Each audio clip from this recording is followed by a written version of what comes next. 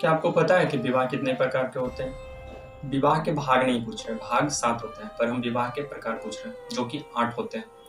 हम 8 बता सकते हैं, पर सीरियल वाइज बताने में कुछ लड़खड़ाहट होगा, इसलिए हम देख के बताते हैं। पहला होता है ब्रह्म विवाह, जो कि समान वर्ण या समान जाति के साथ विवाह होता है। दूसरा होता है दैव विवाह, जो कि पुरोहित का दक्षिणा के स्वरूप में दिया जाता है। मतलब जो भी ब्राह्मण या पुरोहित करवाते हैं किसी यजमान या राजा के यहाँ विवाह, तो उनको दक्षिणा के स्वरूप में दिया जाता था।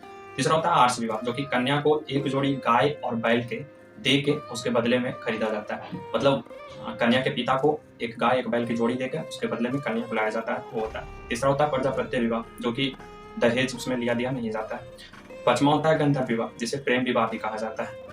दोनों अपनी मर्जी से इसमें चुनते हैं वर वधू। छठा होता है आसुर विवाह, जो कि कन्या को खरीद कर किया गया विवाह, ये खरीद बिक्री से होता है कन्या। सातवां होता है राक्षस विवाह, जो पराजित राजा की कन्या का या फिर अपहरण करके किया जाता है। जो भी पराजित राजा हो गए तो रानी के साथ, या फिर अगर राजा का कोई पुत्री है तो उसकी कन्या के साथ विवाह किया जाता है। आठवां है पैचास विवाह, जो सोई हुई कन्या के साथ या फिर मानसिक रूप से जो अस्वस्थ कन्या है उसके साथ, या फिर गुमराह करके, जैसे कि अभी जो चल रहा है लव जिहाद, इस तरह का विवाह 50 विवाह में आता है। तो ये 8 तरह के विवाह होते थे, सीरियल वाइज हम बोलते थे। ब्रह्म विवाह, दैव विवाह, आर्ष विवाह, प्रजापत्य विवाह, गंधर्व विवाह, आसुर विवाह और राक्षस विवाह, 50 विवाह।